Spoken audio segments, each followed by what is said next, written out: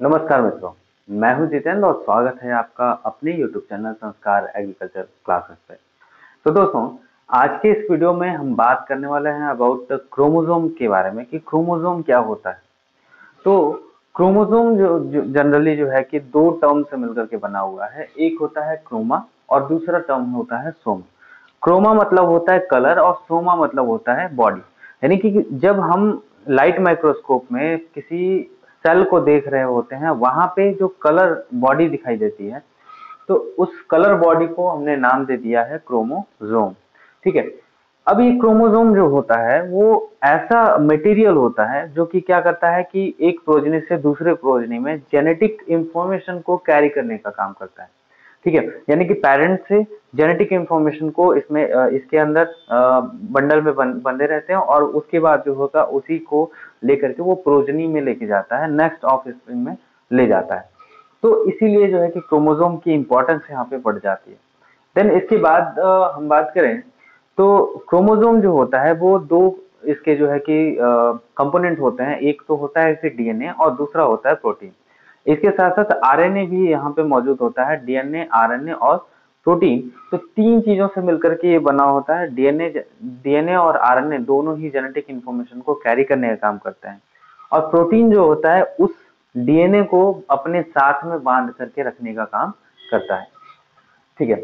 तो अब बात करते हैं क्रोमोसोम के बारे में। तो क्रोमोसोम जो होता है वो जनरली इसको कब मेजर किया जा सकता है कि जब माइटोटिक फेज चल रहा होता है, यानी कि सेल का डिवीजन चल रहा होता है। सेल डिवीजन में माइटोटिक मेटाफेज जब हो रहा होता है तो उसी दौरान जो है कि इसको देख सकते हैं। अदरवाइज इंटरफेज में इसकी जो लॉन्गनेस होती है, जो लंबाई होती है, वो काफी बड़ी होती है, काफी थिन होता है। तो उस दौरान इसको नहीं देखा जा सकता, दिखाई नहीं देता। तो जब माइटोटिक मेटाफेज आता है तो माइटोटिक मेटाफेज में जो है कि क्रोमोसोम इस दिखाई देते हैं, क्योंकि इनका जो साइज होता है वो शॉर्ट हो जाता है और साथ ही साथ ये डायमीटर में भी इनका जो थिकनेस होता है वो थिकनेस भी इसका क्या होता है, बढ़ जाता है। देन क्रोमोसोम नंबर की बात करें तो क्रोमोसोम नंबर जो होता है वो दो तरीके का होता है। एक होता है सोमैटिक क्रोमोसोम नंबर और दूसरा होता है गैमेटिक क्रोमोसोम नंबर। तो जो सोमैटिक क्रोमोसोम नंबर होता है वो किसी सोमैटिक सेल्स में पाया जाता है, जैसे मैस्मेटिक टिश्यूज हो गए। तो उनमें क्या होता है कि जो भी क्रोमोसोम नंबर पाया जाता है वो सोमैटिक क्रोमोसोम कहा जाता है और इसको रिप्रेजेंट करते हैं 2n से। जबकि गैमेटिक क्रोमोसोम नंबर जो होता है वो गैमेट्स में केवल पाए जाते हैं और वो गैमेट्स को में जो क्रोमोसोम नंबर होते हैं उनको रिप्रेजेंट करते हैं सिंगल एन से, स्मॉल एन से। इसका मतलब कि जो गैमेटिक क्रोमोसोम नंबर होता है वो सोमैटिक क्रोमोसोम नंबर का जस्ट हाफ होता है। यानी जब भी ट्रांसफर होता है एक पेरेंट से जो है कि ऑफ स्प्रिंग में, तो यहाँ पे सपोज कि यहाँ पे ये 46 था, ये भी 46 था, तो यहाँ से जब ट्रांसफर होगा तो 23 और यहाँ से 23। तो ये दोनों के दोनों आकर के और एक गैमेट का फॉर्मेशन करते हैं और उस गैमेट में दोनों ही अपने आधे आधे क्रोमोसोम को ला करके और यहाँ पे 46 पूरा कर देते हैं। तो इस तरीके से जो होता है वो सोमैटिक क्रोमोसोम नंबर और गैमेटिक क्रोमोसोम में नंबर में जाकर के, यानी गैमेट्स में जाकर के और सोमैटिक क्रोमोसोम नंबर को फिर से मेंटेन कर देता है। 46 46 हाफ हुआ 23, हाफ हुआ 23 और ये दोनों का क्रॉस गैमेट्स में ट्रांसफर हुए और ट्रांसफर होने के बाद ये 46 को मेंटेन कर दिया। ठीक है। तो इस तरीके से जो है कि इसका जो है कि क्रोमोसोम नंबर काम करता है। देन प्लांट्स की बात करें तो कुछ प्लांट्स में जैसे कि फंजाई है तो वहां पे क्रोमोसोम नंबर 6 to 8 देखने को मिलता है और एंजियोस्पर्म्स में 2n जो होता है वो 16 से 32 तक देखने को मिलता है। वही ह्यूमंस की बात करें तो यहाँ पे 46 क्रोमोसोम नंबर पाए जाते हैं। इसका मतलब ये होता है कि क्रोमोसोम नंबर जो होते हैं वो अलग अलग स्पीसीज के लिए अलग अलग देखने को मिलते हैं, अलग अलग पाए जाते हैं। यानी वैरी करता है हर एक स्पीसीज में, हर एक अलग अलग एनिमल्स में, प्लांट्स में, तो सबके क्रोमोसोम नंबर डिफरेंट होता है। तो अब हम बात करते हैं अबाउट इसके जो है कि क्रोमोसोम साइज के बारे में कि क्रोमोसोम का जो साइज होता है वो क्या होता है, किस तरीके से इसके जो साइज होते हैं वो दिखाई देते हैं, क्या साइज होता है एक्चुअल में। तो इसका जो साइज होता है, क्रोमोसोम का साइज हर एक ऑर्गेनिज्म के लिए अलग अलग होता है। हर एक टाइम पे इसके जो साइज होते हैं हर एक फेज में चेंज होते रहते हैं। जैसा कि मैंने अभी जस्ट तो बताया था, इंटरफेज की बात किया था। तो इंटरफेज के दौरान जो होता है कि इसकी जो साइज होती है काफी लॉन्ग होती है और लॉन्गेस्ट होता है, और साथ ही साथ में ये थिनेस्ट भी होता है। जैसे जैसे इसका जो है कि फेज चेंज होता है तो प्रो फेज में पहुंचता है, तो इसका जो लॉन्ग ये लंबाई जो था, लेंथ जो था, वो थोड़ा सा शॉर्ट हो जाता है, और इसकी जो थिनेस्ट यानी कि जो उसकी मोटाई जो थी वो थोड़ा सा मोटा हो जाता है, हल्का सा थिकनेस आ जाती है। देन मेटाफेज की बात करें तो मेटाफेज के दौरान इसमें जो ये जो थिकनेस होता है वो काफी ज्यादा थिक हो जाता है, और इसमें जो लेंथ होता है वो शॉर्ट आ जाता है, थोड़ा सा शॉर्ट हो जाता है।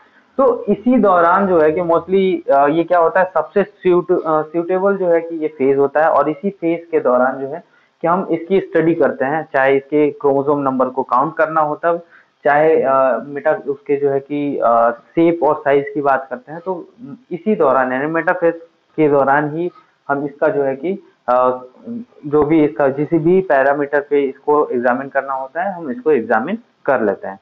देन इसके बाद एनाफेज की बात करें तो एनाफेज जो होता है वो एनाफेज में सबसे स्मॉलेस्ट हो जाता है। यहाँ पे इसकी थिकनेस और इसकी जो शॉर्टनेस थी वो काफी ज्यादा ही बढ़ जाती है, थिकनेस भी काफी। तो यहाँ पे इसको एग्जामिन करना मुश्किल हो जाता है, इसलिए हम जो भी इसका एग्जामिनेशन करते हैं वो सिर्फ और सिर्फ मेटाफेज के दौरान करते हैं। देन एनिमल्स की अगर बात करें तो इनमें जो लेंथ देखने को मिलता है वो 0.5 माइक्रोन से लेकर के इसका लेंथ जो है कि मेटाफेज के दौरान देखा गया है, और इसका जो डायमीटर जो है कि 0.2 माइक्रोन तक देखने को मिलता है।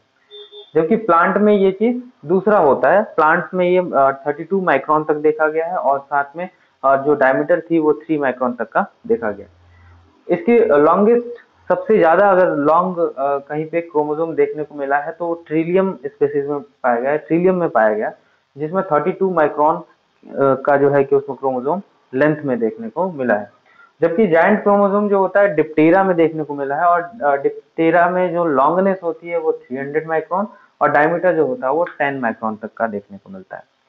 तो ये इसकी जो है कि साइज जो होती है वो अलग अलग स्पेसीज में अलग अलग फेज में जो है कि अलग अलग होता है, अलग अलग देखने को मिलता है। तो अब हम बात करते हैं इसके जो है कि अबाउट मॉर्फोलॉजी के बारे में। तो ये मॉर्फोलॉजी भी जो होता है कि वेरिएट करता है और वेरिएशन देखने को मिलता है, और इसमें भी जो होता है कि मेटाफेज के दौरान ही सबसे बेस्ट टाइम होता है इसको स्टडी करने का। तो इसमें जो फीचर्स की बात करें अगर, तो इसमें कुछ फीचर्स जैसे कि क्रोमेटिड्स पाए जाते हैं, सेंट्रोमियर पाया जाता है, टीलोमियर पाया जाता है, then secondary constriction and chromomere पाया जाता है। तो अगर हम बात करें इसके क्रोमेटिड्स के बारे में तो यहाँ आप एक क्रोमोसोम का जो है कि स्ट्रक्चर है, इसमें जो है कि ऊपर देख सकते हैं कि यहाँ पे बीच में एक राउंड शेप देखने को मिल रहा है, इसको हम बोलते हैं प्राइमरी कंस्ट्रक्शन। देन ऊपर और ये नीचे यानी कि दोनों जो इसके आर्म होते हैं इसको हम क्रोमेटिड्स बोलते हैं। और इसके बाद अगर इसका जस्ट एपिकल जो पोर्शन होता है, बिल्कुल जो ऊपर का जो पोर्शन होता है उसको हम टीलोमियर के नाम से जानते हैं। और इसके साथ साथ अगर इन केस कभी क्या होता है कि यहाँ से एक और इस तरीके से प्राइमरी कंस्ट्रक्शन टाइप का यहाँ पे अगर बन जाता है तो उसको सेकेंडरी कंस्ट्रक्शन कहते हैं। और इस सेकेंडरी कंस्ट्रक्शन से जो भी जो है कि आर्म जुड़ता है उसको हम सैटेलाइट बोलते हैं। ठीक है, तो ये चीज जो है कि इसमें देखने को मिलता है। इसमें क्या होता है कि ये सारी चीजें जब इसमें होती हैं तो इसमें क्रोमेटिड तो ये किनारे किनारे का पोर्शन होता है। इसके साथ साथ अब बात करते हैं सेंट्रोमियर की। तो जो सेंट्रोमियर होता है ये क्या करता है कि ये लोकेशन को बताता है कि वो कहाँ पे एग्जिस्ट करता है, ये प्राइमरी जो कंस्ट्रक्शन है वो किस जगह पे एग्जिस्ट करता है, उसी के अकॉर्डिंग जो होता है कि इसके अलग अलग जो है कि नेम बताए जाते हैं। जैसे कि अगर फॉर एग्जांपल इसका अगर ये सेंट्रोमियर सेंटर में है तब तो ये इसको जो है कि मेटासेंट्रिक बोलते हैं, यानी कि इसका जो तब होगा मेटासेंट्रिक, मतलब मिड में। मेटासेंट्रिक मतलब मिड में जो है कि इसके क्रोमोसोम पाया जा रहा है, इसके जो प्राइमरी कंस्ट्रक्शन है वो मिड में पाया जा रहा है, इसलिए इसको मेटासेंट्रिक बोलते हैं। यहाँ पे जो डायग्राम बना हुआ है वो मेटासेंट्रिक बना हुआ है। देन सेकेंड अब मेटासेंट्रिक।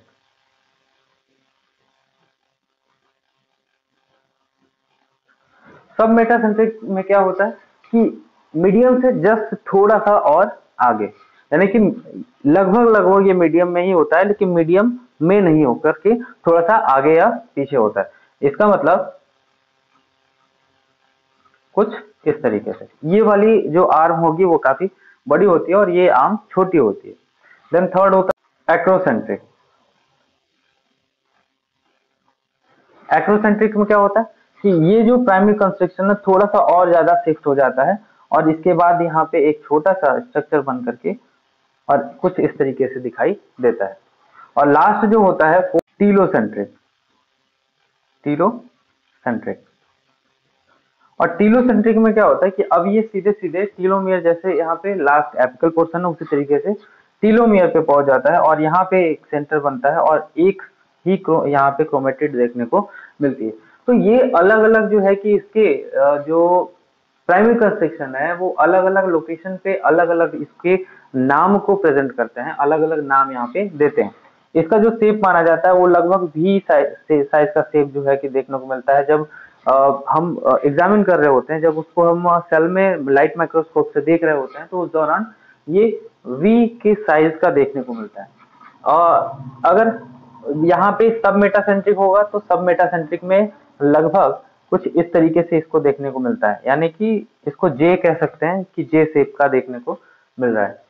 Then acrocentric. एक्रोसेंट्रिक में क्या होता है कि ये लगभग लगभग एल साइज का देखने को मिलता है, तो ये यहाँ पे एल शेप का देखने को मिल रहा है इसलिए इसको एक्रोसेंट्रिक बोलते हैं। और टीलोमियर में ये कैपिटल एक स्टैंड या एक रॉड की तरह दिखाई देता है और कैपिटल आई की तरह ये देखने को मिलता है।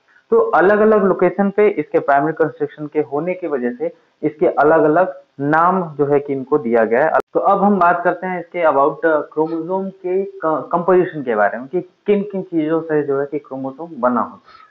तो क्रोमोसोम जो होता है वो जनरली तीन चीजों से मिलकर के बना होता है। एक होता है डीएनए जो कि 30 to 40% तक पाया जाता है।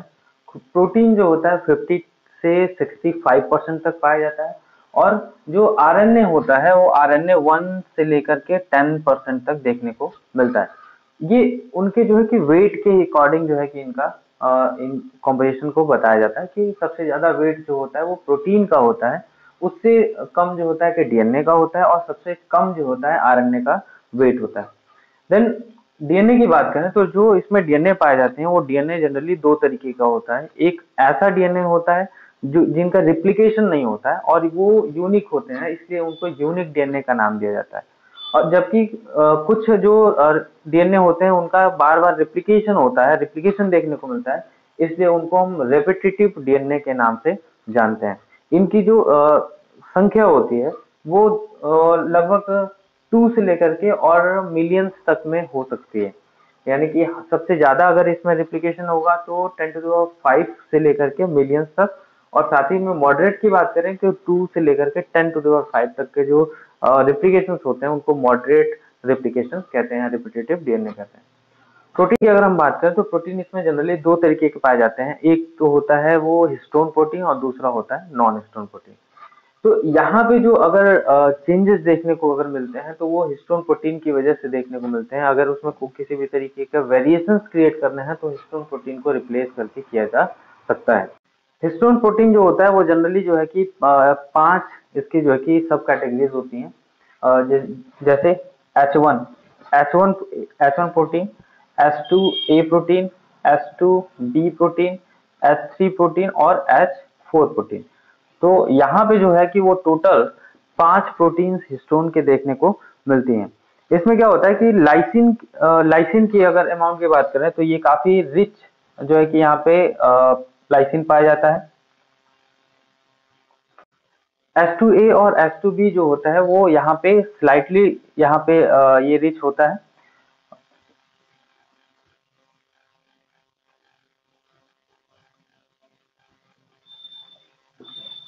और H3 की बात करें, H3 और 4 तो ये अर्जिनिन यहाँ पे जो होता है वो अर्जिनिन प्रोटीन काफी यहाँ पे रिच होती है। और इसीलिए आपने देखा होगा कि जब भी आप बॉडी बिल्डिंग का काम करते हो तो बॉडी बिल्डिंग में जब आप कोई डाइट लेना होता है तो उसमें आपको प्रोटीन में अर्जिनिन और लाइसिन के ही जो कंटेंट होते हैं वो आपको दिए जाते हैं, जिसकी वजह से आपको जो है कि स्ट्रेंथ मिलती है। तो अब हम बात करते हैं अबाउट क्रोमोसोम की स्ट्रक्चर कैसी होती है। तो क्रोमोसोम का जो स्ट्रक्चर होता है वो जनरली जो है कि इसके दो अलग अलग जो है कि मतभेद है, और दो इसके जो है कि मॉडल पेश किए गए हैं जो कि काफी पॉपुलर हैं, जिसमें से सबसे पहला जो है फोल्डेड फाइबर मॉडल है, और सेकंड जो है वो न्यूक्लियोसोम सोलेनाइड मॉडल।